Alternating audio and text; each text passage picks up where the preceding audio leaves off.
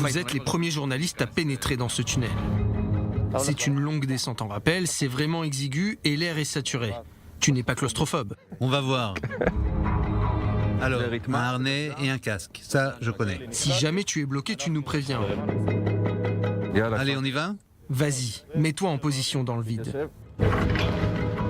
Allez, bonne chance à tous. Début de la descente.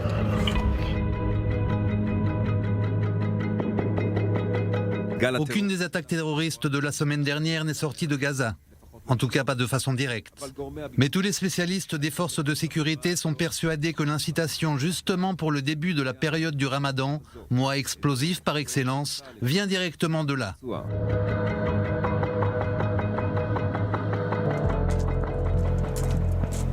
Mon commandant. À partir d'ici, on met des protections. Tiens, mets ce gilet pare-balles. Oh, sacré blindage. On sera bien protégé. On passe ici de la zone civile à la zone militaire. Gaza est juste devant nous. Quelle est cette barrière? C'est la nouvelle barrière de sécurité, c'est le fameux barrage.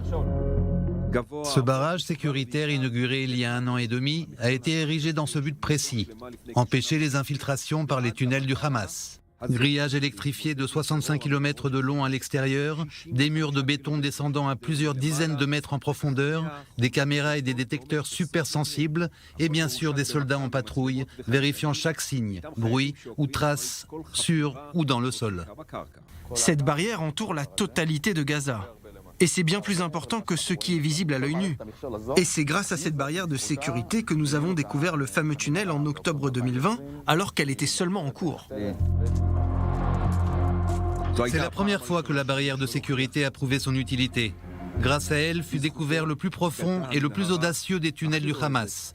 70 mètres de profondeur, l'équivalent d'une tour de 30 étages. Construit en béton, il fait partie du plan d'attaque du Hamas pour acheminer des terroristes du sud de la bande de Gaza jusqu'au kibbutz jouxtant la frontière israélienne. C'est la bombe atomique du Hamas. C'est son F-35, c'est le tunnel le plus profond que l'on ait trouvé. Et c'est un vrai trésor pour le Hamas. Il voulait arriver jusqu'aux bases ou jusqu'au village israélien. J'imagine. On les a vraiment stoppés pendant qu'ils creusaient. Quand les détecteurs de la barrière de sécurité ont repéré le tunnel, les commandos d'élite spécialisés dans les combats souterrains de l'unité Yahalom y ont été dépêchés. Cette semaine, ils sont revenus sur les lieux pour nous expliquer la complexité de l'opération de repérage et de neutralisation du tunnel. Dès ce moment-là, tu dois accomplir la mission. D'abord, qui entre en premier? Le premier était le chef de groupe. Le commandant vous dit de rentrer. Qu'est-ce que vous ressentez à ce moment-là? Au début, il y a un peu d'appréhension, évidemment. On imagine ce que l'on va trouver à l'intérieur. Dès que tu es à l'intérieur, ta concentration est extrême. Tous tes sens sont en alerte. En bas, les règles sont différentes. Le chef de groupe T, le premier à être rentré alors dans le tunnel, nous accompagne aussi aujourd'hui.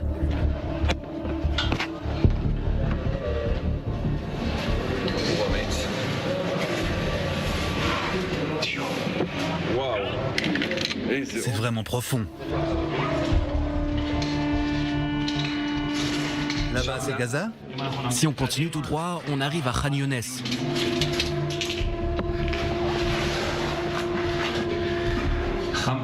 Il fait très chaud ici. Il n'y a pas d'air. C'est vraiment angoissant.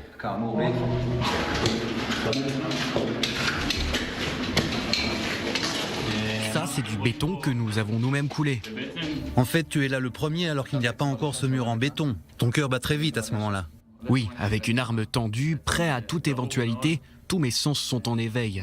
Ici, les règles sont très différentes. On peut seulement avancer ou reculer, on ne sait jamais qui est en face.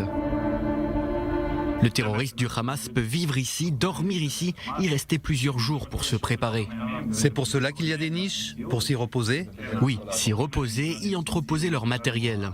Quand vous êtes arrivé ici, il y avait encore des outils? Absolument.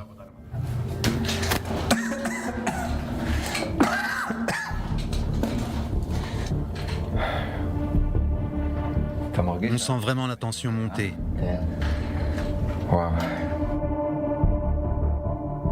Ils sont arrivés jusque-là? Exact. Ici finissent les excavations. Et de l'autre côté, c'est Israël? D'abord, il y a une ceinture de sécurité, puis Israël. On a une idée du temps que cela leur a pris et combien ça a coûté? Ça se compte en années et avec des sommes d'argent folles.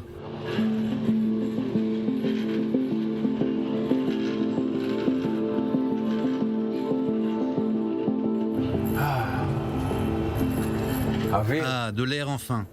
Tout d'un coup, l'air frais de Gaza est aussi agréable que celui des Alpes.